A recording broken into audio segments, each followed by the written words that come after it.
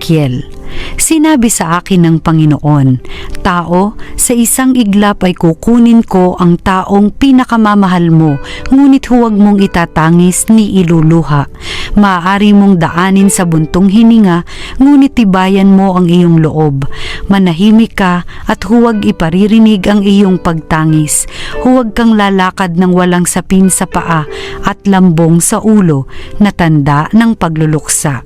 Huwag mong tatakpan ang iyong mukha ni kakain ng pagkain ng mga upahang tagaiyak. Umaga nang ako'y magsalita sa mga Israelita.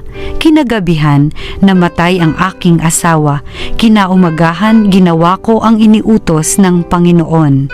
Tinanong ako ng mga tao, ano ang ibig mong sabihin sa ginagawa mong ito? Sinabi ko sa kanila, sinabi sa akin ng Panginoon na sabihin ko sa sambahayan ng Israel ang ganito, ang aking templo na siyang sagisag ng inyong kapangyarihan at kasiyahan ay sasalaulain ko at papatayin sa tabak ang inyong mga anak. Tularan ninyo ang ginagawa ko. Huwag kayong magluluksa ni malulungkot. Mag-ayos kayong tulad ng dati, nakaturbante at panyapak. Huwag kayong tatangis o luluha. Dahil sa inyong kasamaan, mangangayayat sa matinding himutok ang bawat isa sa inyo. Sinabi ng Panginoon na ang mangyayari kay Ezekiel ang magiging babala sa inyo. Kung mangyari na ang lahat, tularan ninyo ang kanyang ginagawa.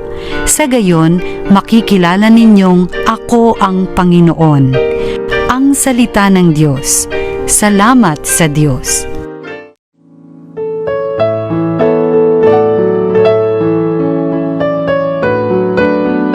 Ang Diyos ay tinalikdan ng kanyang mga nilalang.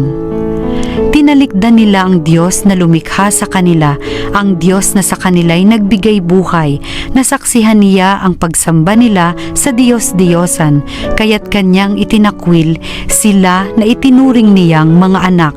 Ang Diyos ay tinalikdan ng kanyang mga nilalang. Sinabi niya, tatalikdan ko sila, tingnan ko lang kung ano ang kanilang sapitin, pagkat sila'y isang lahing masama, mga anak na suwail. Ang Diyos ay tinalikdan ng kanyang mga nilalang. Pinapanibugho nila ako nang sambahin nila yaong hindi Diyos. Ginalit nila ako dahil sa kanilang Diyos-Diyosan. Kaya paninibughuin ko rin sila at gagalitin sa pamamagitan ng bansang di kumikilala sa akin. Ang Diyos ay tinalikdan ng kanyang mga nilalang. Ang mabuting balita ng Panginoon ayon kay San Mateo. Noong panahong iyon, may isang lalaking lumapit kay Jesus at nagtanong, "Guro, ano pong kabutihan ang kailangan kong gawin upang magkamit ng buhay na walang hanggan?" Sumagot si Jesus, "Bakit mo ako tinatanong kung ano ang mabuti? Iisa lamang ang mabuti. Kung ibig mong magkamit ng buhay, sundin mo ang mga utos." "Alin-alin po?" tanong niya. Sumagot si Jesus, "Huwag kang papatay, huwag kang mangangalunya, huwag kang magnanakaw, huwag kang magsisinungaling sa iyong pagsaksi, igalang mo ang iyong ama at ina, at ibigin mo ang iyong kapwa gaya ng pag-ibig mo sa iyong sarili." Sinabi ng binata, "Tinutupad ko na pong lahat iyan. Ano pa po ang dapat kong gawin?"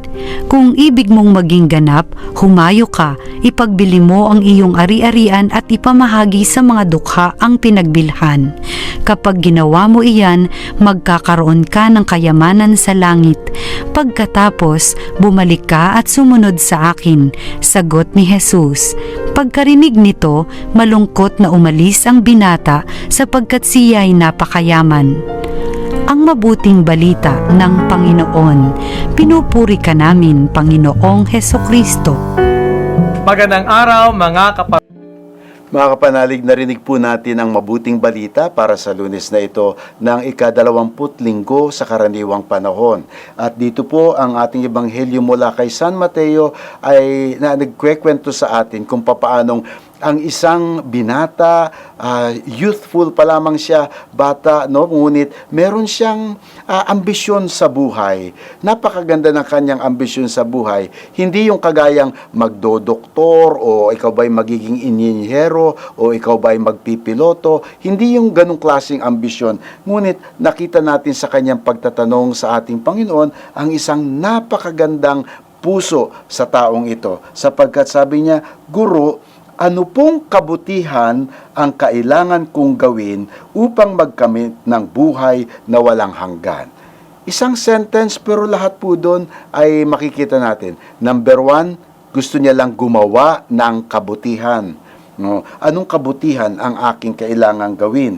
Pangalawa ay upang magkamit ng buhay na walang hanggan. Di po ba magandang vision yon sa ating pang-araw-araw na buhay? Dapat talagang nariyan yung dalawa na yan bilang ating pamantayan. Ang gumawa ng kabutihan at ang magkamit ng buhay na walang hanggan. Ano po kaya mga kapatid ang ating ginagawa sa araw-araw upang yan ay ating matupdan din? No? So, itong na ito ay itong binatang ito ay nais sumunod sa ating Panginoon. First, siguro alam ng Panginoon na medyo magiging challenging para sa kanya sa binatang ito ang requirements, the cost of discipleship, no?